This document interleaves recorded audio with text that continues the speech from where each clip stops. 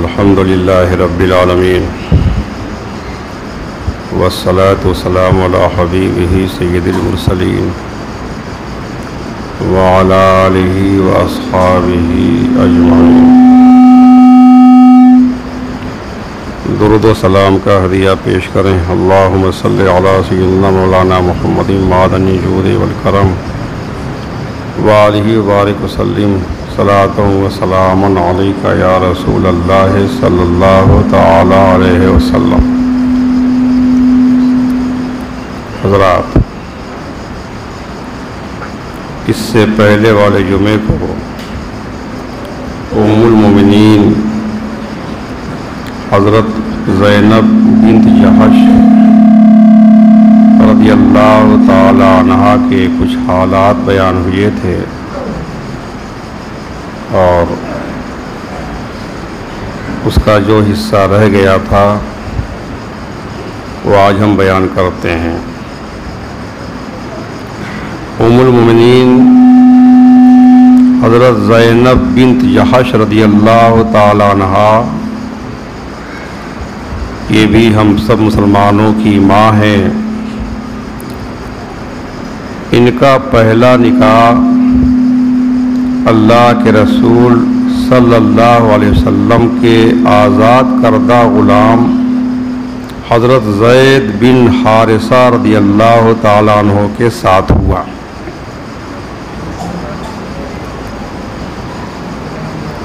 اعلیٰ حضرت امام احمد رضا رحمۃ اللہ علیہ اس کا تفصیلی ذکر کرتے ہوئے فرماتے ہیں، فتاوی رضویہ جلد نمبر 30 میں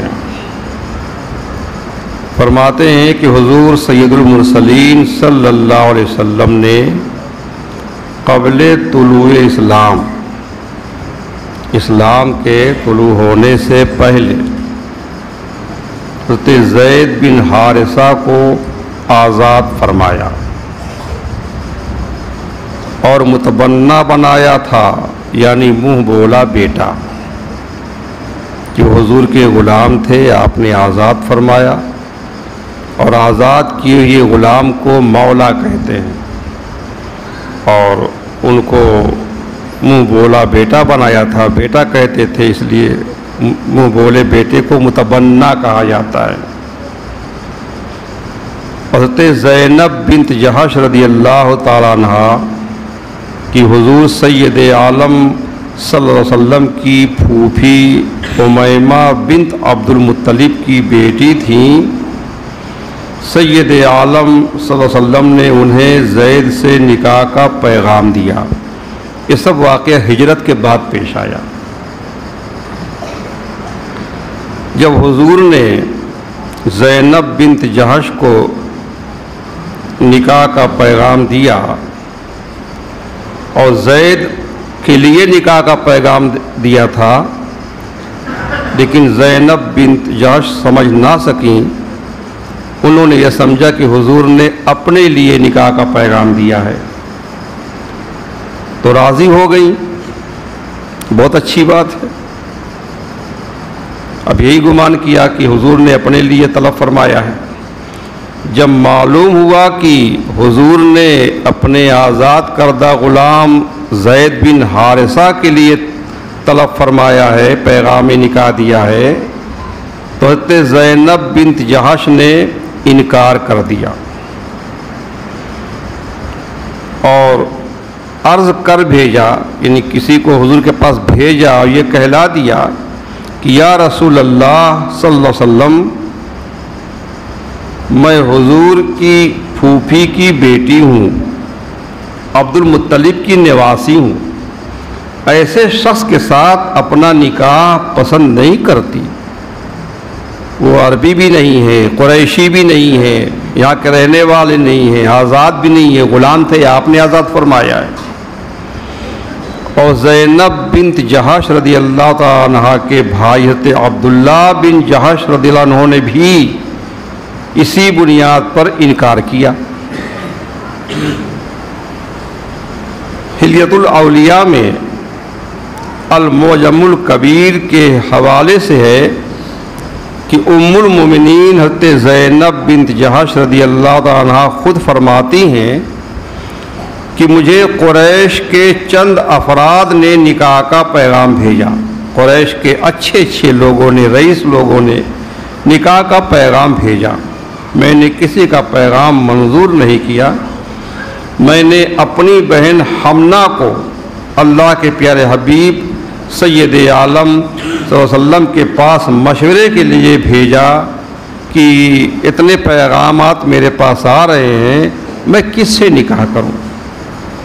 تو حضور اقدس سید عالم صلی اللہ علیہ وسلم نے ارشاد فرمایا حمنہ سے، کہتے زینب بن جہش کی بہن حمنہ گئی تھیں، ان سے ارشاد فرمایا کہ اس شخص کے بارے میں کیا خیال ہے جو زینب کو اس کے رب کی کتاب اور نبی کی سنت سکھائے. ایسا شخص جو زینب کو اللہ کی کتاب سکھائے، رسول کی سنت سکھائے، اگر ایسے شخص سے زینب کی شادی ہو جاتی ہے تو کیا خیال ہے؟ تو حمنہ نے عرض کی یا رسول اللہ وہ کون ہے؟ ارشاد فرمایا وہ زید بن حارثہ ہیں. تو حضرت زینب فرماتی ہیں کہ جب میری بہن نے یہ بات سنی تو یہ سن کر حمنہ کو بہت رنج ہوا اور عرض گزار ہوئی. عرض کی یا رسول اللہ کہ آپ اپنی پھوپھی ذات بہن کا نکاح اپنے آزاد کردہ غلام سے کرنا چاہتے ہیں؟ پھر حمنہ وہاں سے چلی آئیں اور آ کے مجھے بتایا کہ حضور نے زید بن حارثہ کے لیے پیغام دیا ہے. تو کہتی ہیں زینب کہ مجھے حمنہ سے بھی زیادہ رنج ہوا اور میں نے اس سے بھی زیادہ سخت الفاظ کہے.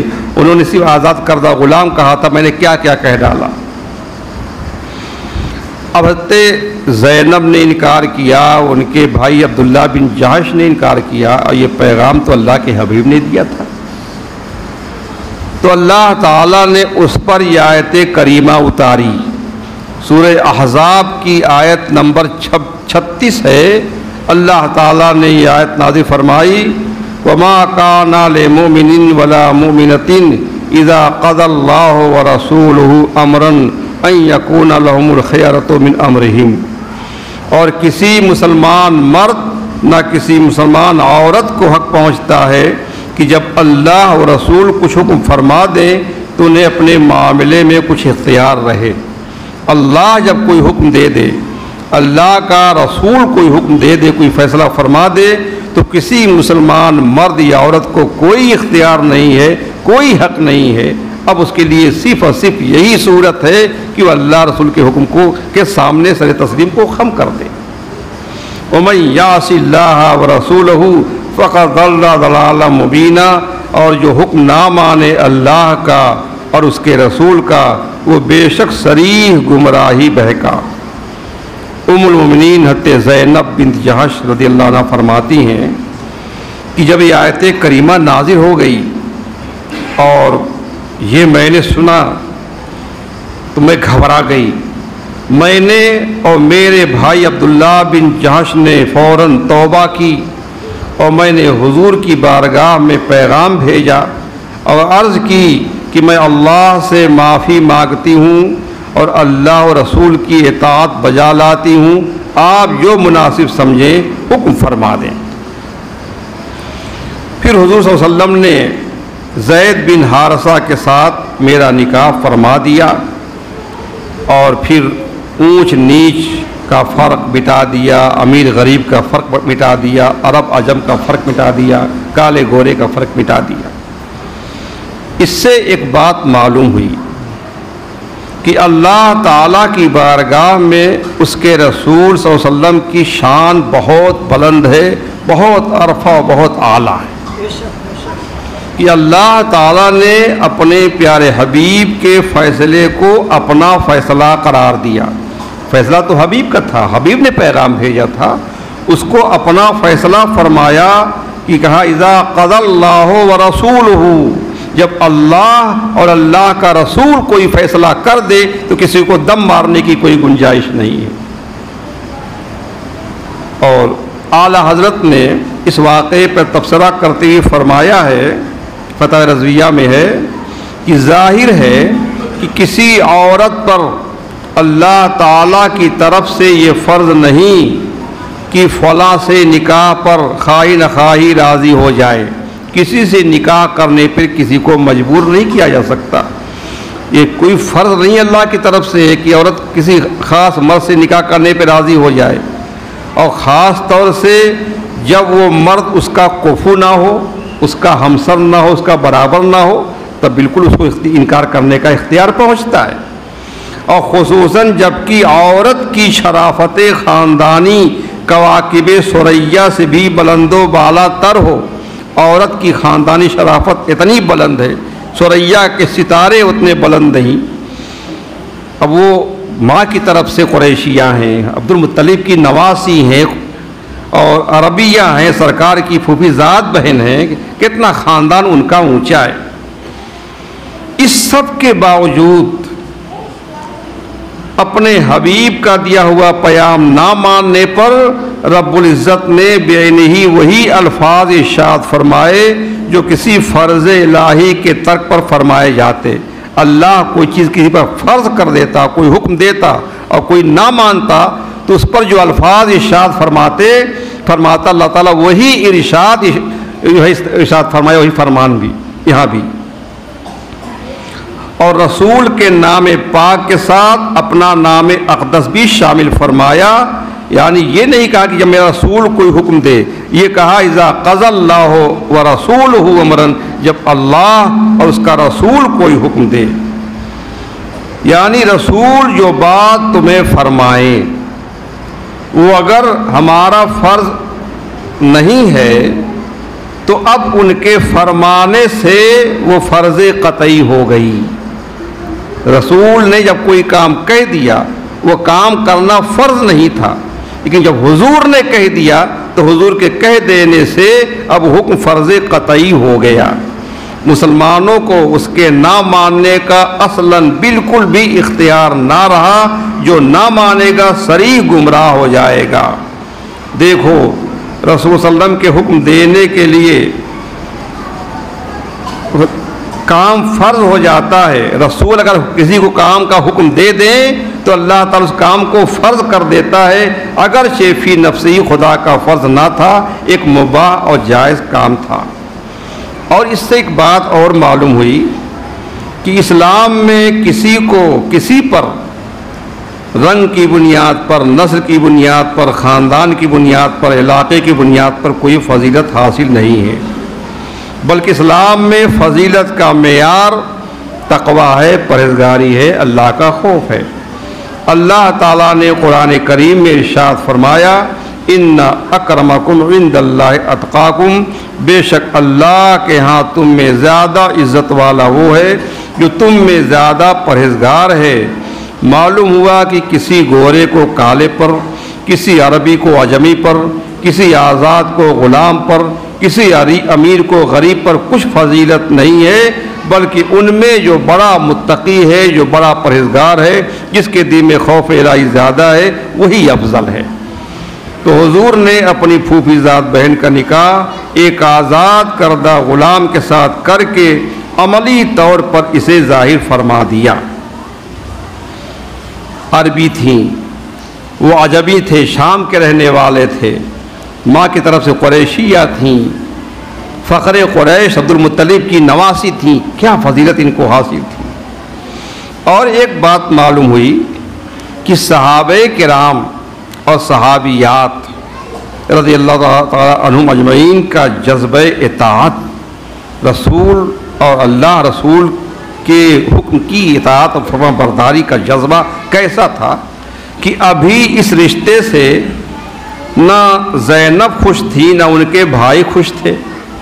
اور آیت کریمہ نازل ہوئی اور اس حکم کے نازل ہونے کے بعد فوراً حضرت زینب اور ان کے بھائی دونوں نے زید بن حارثہ کے ساتھ نکاح پر اپنی رضامندی ظاہر کر دی اور کہہ دیا کہ ہم اس رشتے کے لیے راضی ہیں. ہماری کیا مجال کہ ہم اپنے اختیار کو درمیان میں لائیں اور اپنے اللہ اور اپنے پیارے آقا کی نافرمانی کریں.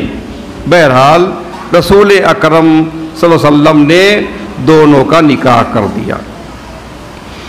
رسول اکرم صلی اللہ علیہ وسلم نے اللہ کے حکم سے زینب کو حضرت زید بن حارثہ کے نکاح میں ضرور دے دیا، لیکن یہ نکاح چونکہ زینب کی دلی رضامندی سے نہیں ہوا تھا، ان کا دل قطعاً اس کے لیے راضی نہیں تھا، وہ حضرت زید کو بالکل پسند نہیں کرتی تھی، اور یہاں زندگی کا معاملہ ہوتا ہے، اس لیے آپس میں ناسازگاری پیدا ہو گئی۔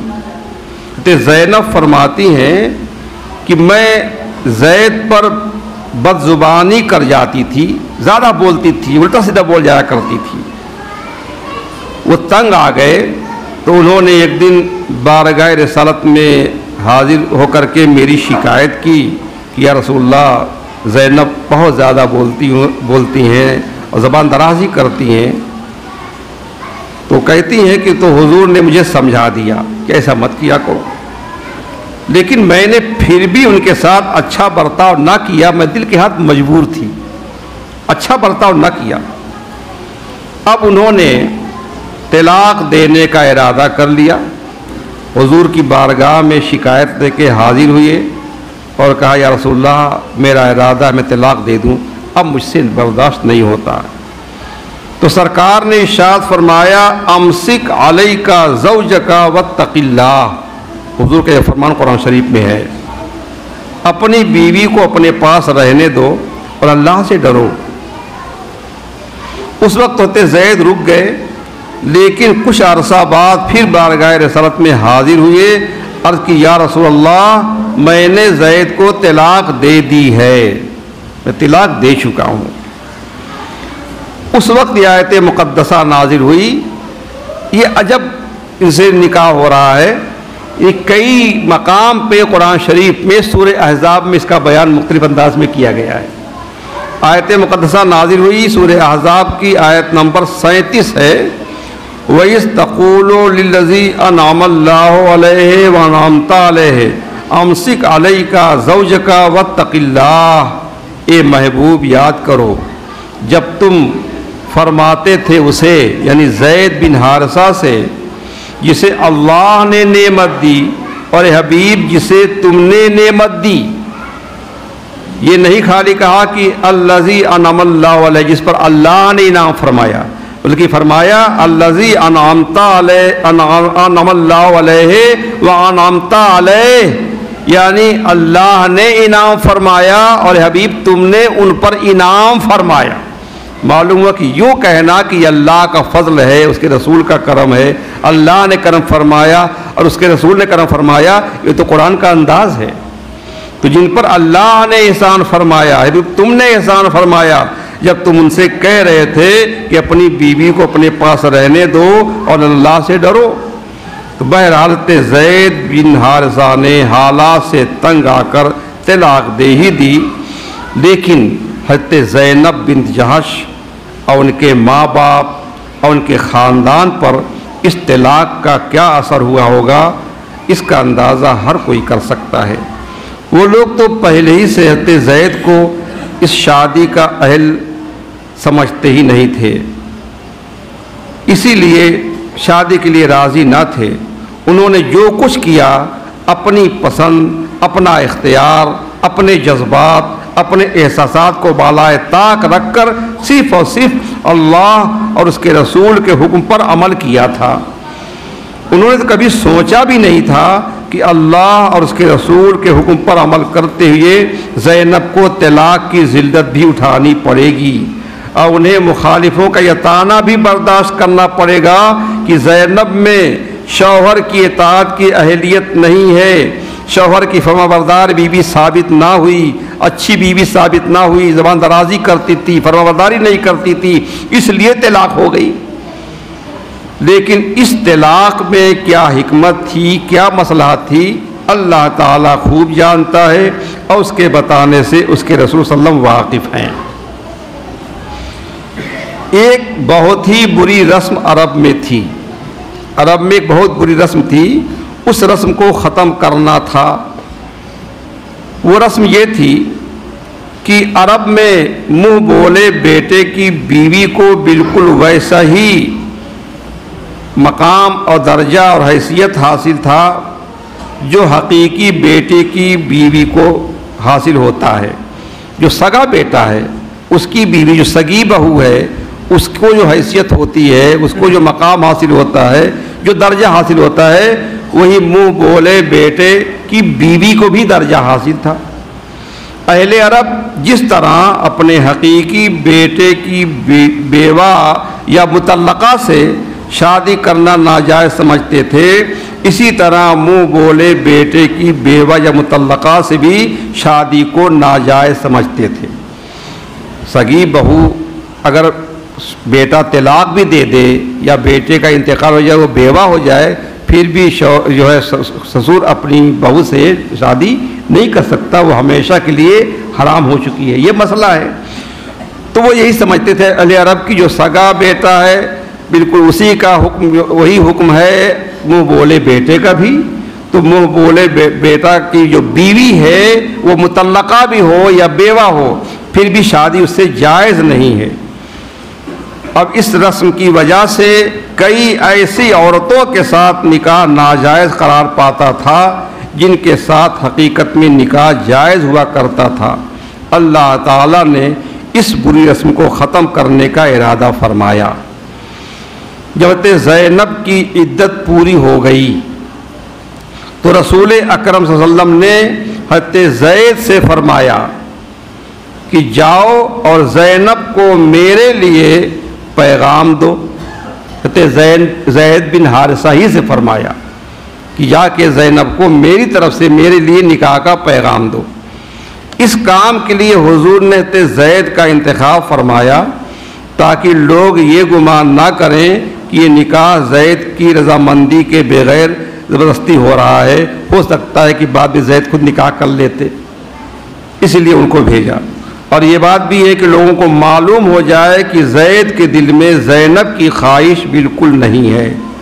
حضرت زید بن حارثہ گئے زینب کے گھر۔ جب زینب کے پاس پہنچے تو آٹے کا خمیر کر رہی تھیں۔ حضرت زید فرماتے ہیں کہ جب میں نے انہیں دیکھا تو میرے دل میں ان کی اس قدر عظمت پیدا ہوئی کہ میں انہیں نظر بھر کر دیکھ بھی نہ سکا۔ ابھی پردے کا حکم نہیں ہوا تھا، ورنہ طلاق کے بعد تو پردہ ہو جاتا۔ تو کہتے ہیں کہ آج میرے دل میں ان کی عظمت معلوم ہوئی کہ بہت عظیم خاتون ہے۔ میں نے سوچا کہ یہ کتنی عظیم خاتون ہے کہ ان کے لیے اللہ کے حبیب نے پیغام نکاح بھیجا ہے۔ فرماتے ہیں کہ میں پیٹھ پھیر کر کھڑا ہو گیا، میں سامنا نہیں کر سکتا تھا۔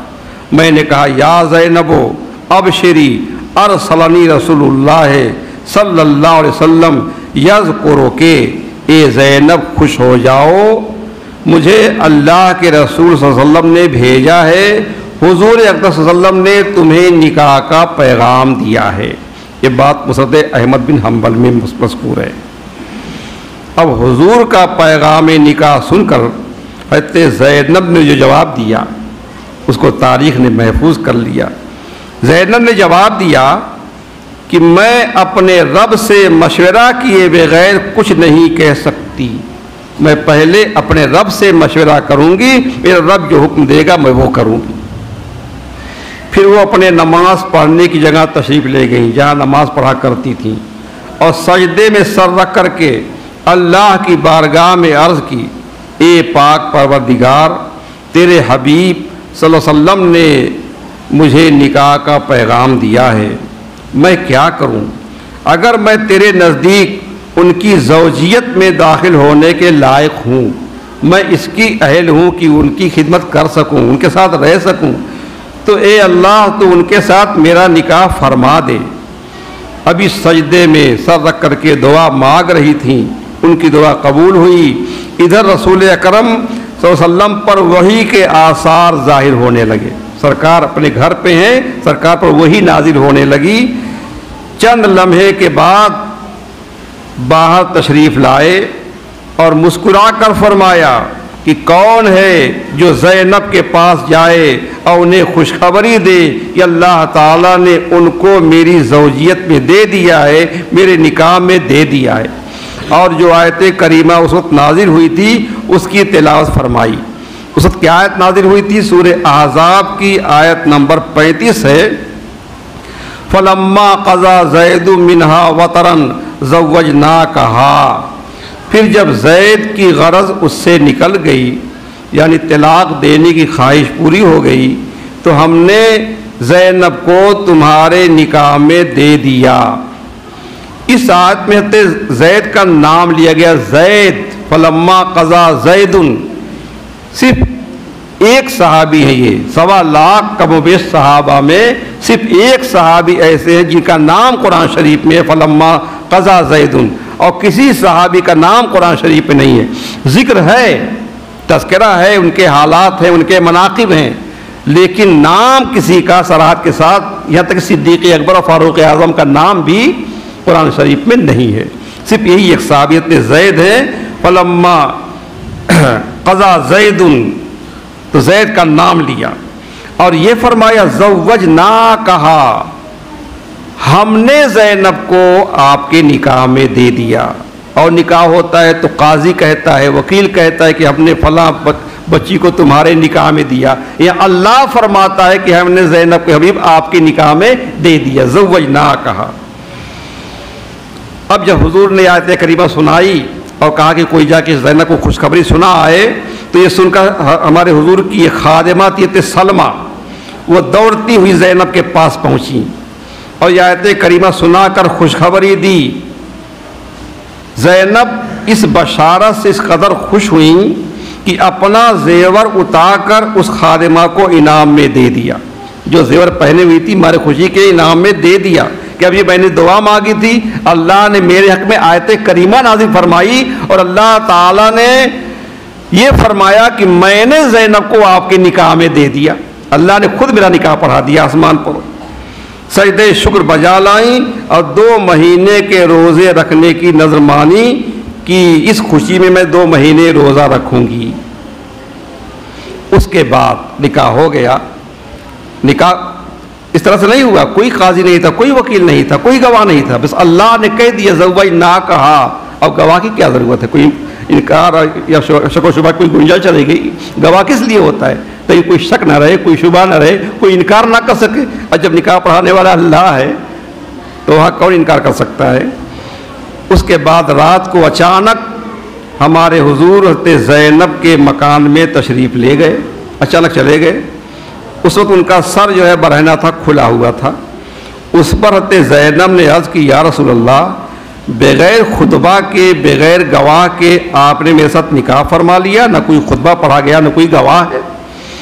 تو اس پر آپ نے ارشاد فرمایا، اللہ المزوج و جبریل الشاہد، اللہ نکاح فرمانے والا ہے اور جبریل گواہ ہیں، اس سے بڑھ کے نکاح اور کیا ہو سکتا ہے؟ نکاح پڑھنے والا اللہ اور گواہ جبریل۔ اس کے بعد دن چڑھے، ہمارے حضور نے دعوت ولیمہ کا اہتمام فرمایا، روٹی اور گوشت تیار کیا گیا۔ یہ ہمارے حضور کا پہلا ولیمہ ایسا ہے۔ اتنی بڑی دعوت فرمائی کہ ازواج مطہرات میں سے کسی کے ساتھ نکاح کے موقع پر اتنی بڑی دعوت نہیں فرمائی تھی۔ لوگوں نے خوب شکم شیر ہو کر کھانا کھایا۔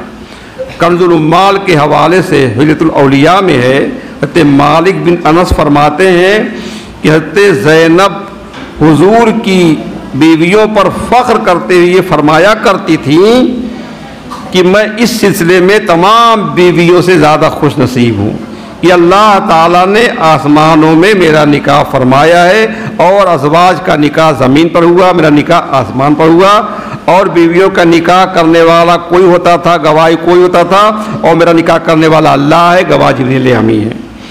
اور پھر مصطفیٰ کریم نے ولیمہ میں روٹی اور گوشت کھلایا تھا۔ روٹی اور گوشت کسی اور کے ولیمے میں نہیں کھلایا گیا تھا، کہیں ستو ہوتا تھا، کہیں کچھ ہوتا تھا، یہ ولیمہ ہوا کرتا تھا۔ مدینہ طیبہ میں سن 3 ہجری یا 4 ہجری میں یہ شادی ہوئی۔ اس وقت زینب کی عمر 35 سال تھی۔ وقت تو ختم ہو گیا نا، اور ابھی اس کا حصہ کچھ رہ بھی گیا ہے۔ اور خاص خاص حصے بھی رہ گئے ہیں۔ اللہ تعالیٰ ہم سب کو ازواج مطہرات کا فیضان عطا فرمائے۔